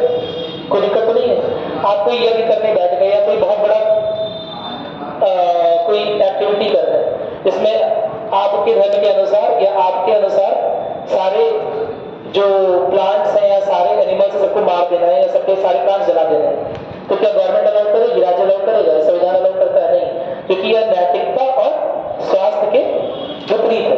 क्या मेरी बात क्लियर है? साथ ही साथ ये सब चीजें जब भी लागू होंगी तो हमेशा याद रखना है कि दूसरे के अधिकारों का पतन ना हो। क्या मेरी बात क्लियर है? जितनी धार्मिक स्वतंत्रता आपके पास है, उतना ही धार्मिक स्वतंत्रता, जीवन जीने का अधिकार, अभिव्यक्ति का अधिकार दूसरे के पास भी है। क्या मेरी बात क्लियर हो गई? कोई दिक्कत तो नहीं है ना? तो आपकी स्वतंत्रता की वजह से किसी अन्य के अधिकारों पर किसी भी तरह का अतिक्रमण नहीं होना चाहिए। क्या मेरी बात समझ में आ गई? कोई समस्या तो नहीं है इसमें? उसका एग्जाम्पल बताओ, मुझे भारत स्वतंत्रता का अधिकार का एग्जाम्पल देते हैं इसका। धर्म का पालन, सबरीमाला टेम्पल, सबरीमाला मंदिर में नाम सुना आप लोगों ने, है ना? वुमेन को अलाउ नहीं था एंट्री, है ना, महिलाओं को अंदर जाना अलाउ नहीं था। धार्मिक स्वतंत्रता है, धर्म के पालन लोग कर रहे हैं अपने अनुसार। मेरी बात सुने, क्या ये नहीं लग रहा है कि एक वर्ग के साथ बहुत अत्यधिक पक्षपात किया जा रहा है? लिंग के आधार पर एक वर्ग के साथ अत्यधिक पक्षपात किया जा रहा है। क्या मेरी बात समझ में आ रही है? तो क्या धार्मिक स्वतंत्रता इस तरह की रहेगी कि समता का अधिकार कम पड़ जाए? समता का अधिकार कहां पर है? ऊपर है नीचे? ऊपर है ना समता का अधिकार, आर्टिकल 14 रूटीन याद आ रहा है ना? तो उसकी वैल्यू ज्यादा है। क्या मेरी बात समझ में? क्या मेरी बात क्लियर है? हालांकि इसमें भी कुछ चीजें, सुप्रीम कोर्ट का डिसीजन है, कुछ चीजें हैं कि जो धर्म के मूलभूत सिद्धांत होते हैं, जो धर्म की मूलभूत आधारशिलाएं होती हैं, उन पर अगर वो किसी भी तरह से क्या ना हो रही हो, उनकी किसी तरह से अवहेलना ना हो रही हो अगर सिद्धांतों की, है ना, तो कुछ हद तक फॉलो भी हो सकता है। क्या मेरी बात क्लियर है? यानी कि धर्म में हो सकता है कुछ मूलभूत बातें लिखी, ठीक है, उसके बिना धर्म की जो कई बातें हैं वो फॉलो नहीं हो सकती जब तक आप वो चीज नहीं मानते हैं, तब यह चीज मानी जा सकती है, अदरवाइज वह चीज नहीं मानी जाएगी। एक बहुत अच्छा सा एग्जाम्पल है सती प्रथा का। क्या मेरी बात समझ? बहुत सारे एग्जाम्पल है, हालांकि इसके लिए सती प्रथा का एग्जाम्पल डालते हैं, हालांकि सती प्रथा तो पहले ही बैन कर दी गई, लेकिन लेट अस सपोज सती प्रथा का एग्जाम्पल अगर उठाएं तो क्या, है ना, क्या जबरन किसी को आग में डाल देंगे कि उसके हस्बैंड की डेथ हो गई है? उसके अपने अधिकार नहीं है, उसका भी जीवन जीने का अधिकार है, ठीक है। और अगर महिलाओं को डाल रहे हैं तो पुरुषों के साथ ऐसा कर रहे हैं क्या? जला दे रहे हैं? नहीं जला रहे हैं ना, तो फिर समता का अधिकार चला गया। क्या मेरी बात है? पुरुषों के पास पुरुष डिमांड करेंगे हमारे पास भी तो समता का अधिकार है, हमें भी जलाओ। क्या मेरी बात सुनाई कि नहीं है? हमें किसी से कम मत समझो, हमें भी जलती हुई आग में अपनी वाइफ के साथ जल जाने दो, ऐसे अधिकार की डिमांड करेंगे? नहीं करेंगे। अच्छा, मेरी बात समझ आ रही है? जो मैं बोलने की कोशिश कर रहा हूं। मैं बोल रहा हूँ कि स्वतंत्रता सबसे ऊपर। क्या मेरी बात सुन रहे हैं? धार्मिक स्वतंत्रता तो है, लेकिन उसके आधार पर किसी भी तरह का वर्गीकरण, किसी भी तरह का पक्षपात बर्दाश्त नहीं किया जाएगा। आपने ट्रिपल तलाक वाली बात सुनी है? ट्रिपल तलाक है ना, तो उसमें भी इस तरह की चीजें थी। वो लोग धार्मिक स्वतंत्रता की मांग कर रहे थे, लेकिन धार्मिक स्वतंत्रता के होने से आर्टिकल 19 या आर्टिकल 14 का महत्व कम नहीं हो जाता। क्या मेरी बात सुन रहे हैं? कोई दिक्कत तो नहीं है ना? क्या मेरी बात? ट्रिपल तलाक क्यों फेमस है? क्यों क्यों क्या मुद्दा हुआ था राष्ट्रीय 4 साल पहले, 5 साल पहले सुना होगा? एक औरत नाम नहीं याद आया। हाँ, 3 बार तलाक तलाक तलाक बोला, तलाक हो गया। क्या मेरी बात? किसी को बोले ट्रिपल तलाक, कितना आराम से हो जाए। क्या मेरी बात नहीं? ना मेंटेनेंस की बात हुई, ना बेकारों की बात हुई, ना भरण पोषण की, किसी भी चीज की बात ही नहीं हो रही। क्या मेरी बात क्लियर? लेकिन यह अधिकार केवल रिजर्व है किसके लिए? पुरुषों के लिए। क्या मेरी बात क्लियर है?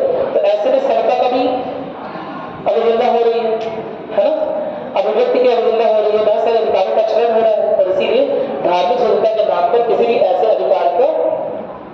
अधिकार को बढ़ावा नहीं दिया जा सकता जो अन्य अधिकारों का अतिक्रमण करता हो। क्या मेरी बात समझ में आ गई? कोई दिक्कत तो नहीं है ना? ठीक है, जल्दी से आगे बढ़ रहे हैं। बताइए, सार्वजनिक व्यवस्था नैतिकता और स्वास्थ्य के अधीन है। क्या मेरी बात क्लियर हो गई?